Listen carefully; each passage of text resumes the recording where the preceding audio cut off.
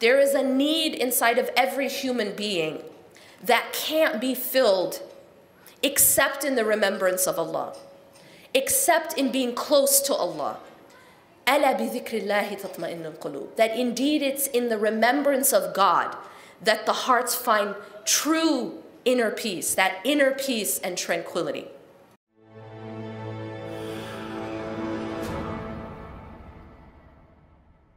رب اشرح لي صدري ويسر لي أمري واحلل عقدة من لساني يفقهوا قولي.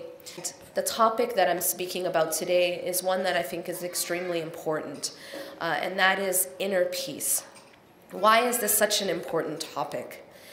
First of all, it's something that every single human being, regardless of their background, regardless of their religion, regardless of what part of the world they live in, every single human being wants one thing, and that is happiness, ultimately happiness. It's something we all seek. Now the problem is, everyone has a different definition of how you get it. And in the society that we live in right now, in the modern time we live in now, we are told that in order to find happiness, you need to get stuff. You need to have power or money or status. In fact, they did a study in which they asked millennials, what is your number one goal? What's your number one goal? And the majority of them said their number one goal was to make money. And then just after that, I think it was 80% or something. And then just after that, the answer was to be famous. Now there's a reason why this is the number one goal. The reason is that the belief internally is that this is where happiness is. That's where I will find happiness. Now I want to talk about that for a moment. What is happiness? Because for me to get somewhere, I have to know where I'm going, right? If I'm going in the car and I'm going to drive, and I have to put something into my GPS, but I'm not really sure what the address is, I'm not going to end up there, right? So I have to be clear about where it is I want to end up if I'm going to get there. What is true happiness? And the answer is this. There are different types of happiness, okay? I'm going to put it in two categories. There is what I'm going to call physical happiness, and then there is inner happiness. Physical happiness is the happiness that even an animal can have. Physical pleasure is when you, for example, eat a really great chocolate piece of chocolate cake. That's physically, that gives you pleasure, okay? Physical happiness is something that is at the level that we can even share with animals. But the human being, yes, there is physical pleasure. That exists. And Allah subhanahu wa ta'ala has made some of it halal and some of it haram. So as long as it is within the halal, there's nothing wrong with that. But the human being has been given the capacity to reach a higher level happiness. A higher level than just the physical. A higher level than just what an animal can feel or what an animal can experience. Because an animal eats, sleeps, and reproduces, and that's its happiness. But a human being has a higher way to live, and that is the happiness of the heart and the soul. That's the inner happiness or the inner peace. And it's that happiness that people are ultimately seeking when they try to find it in just physical happiness. But that's the end goal that they aren't able to get to because they don't know where to find it or what it looks like.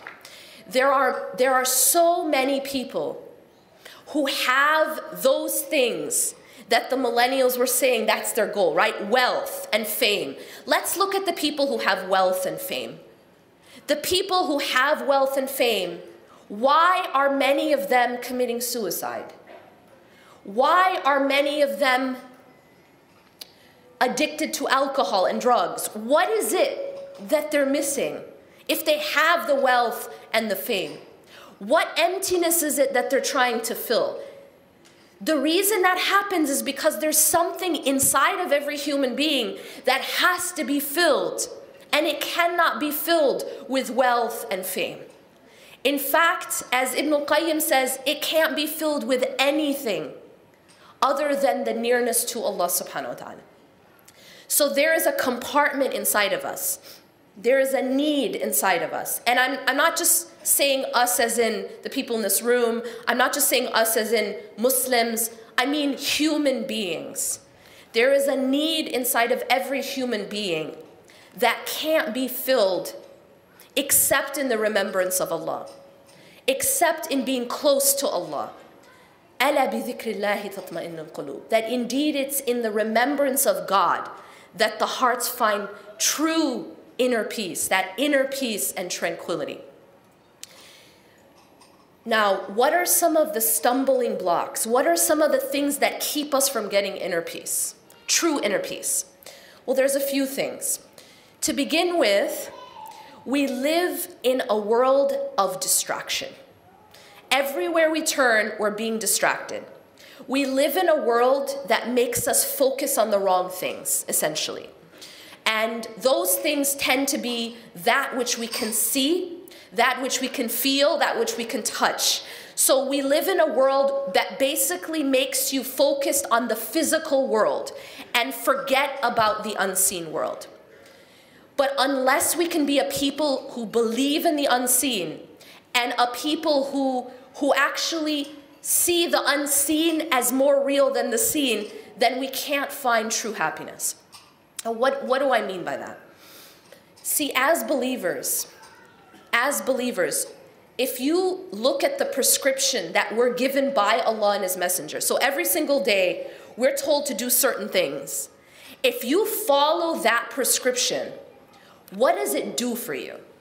If you follow the prescription of salah 5 times a day, if you follow the prescription of the adhkar, saying the remembrance in the morning and the evening and before you sleep, if you follow the prescription of Quran, if you stay away from what Allah has forbidden us from going to and only do that which Allah has commanded, what does that do internally? Well, what it does, first of all, is it makes us focus on the unseen until the unseen becomes real to us. Because you see, when you're praying, can you see even the Kaaba that you're facing? No, not unless you're there. When you're praying, can you see Allah subhanahu wa ta'ala? No. Can you see the angels that are around you? No. Right now, we're sitting in a gathering of dhikr, meaning we're remembering Allah. And we're told that anytime you sit in a gathering where you're remembering Allah, the angels come down and sit with you. And they fill the area between the heavens and the earth. Can anyone see them? I'd be concerned about you if you thought you could. So, no, you can't, right? So what we have to come back to doing is training our hearts to focus on the unseen. Allah subhanahu wa ta'ala tells us in Surah Al-Baqarah that when He describes Alif Lam Mim, ذَلِكَ الْكِتَابُ لَا رَيْبَ فِيهِ هُدًى لِلْمُتَّقِينَ, that He's saying that this book it's a guidance for those who have taqwa. Who are they? الَّذِينَ يُؤْمِنُونَ بِالْغَيْبِ. The first description of these people who are going to benefit from this revelation is they must believe in the unseen. We cannot be a people who only believe and only care about the physical world, about the money I have, the status I have, the power I have, the way I look, the way my house looks, the way my car looks. If that's all we care about, we will not ever find that inner peace. So when you follow this prescription, it brings us back to that remembrance of what really matters. And those are things that we cannot see. Can anyone see Jannah and Jahannam? No. These are all unseen things. But can you see the mall? Come on, guys.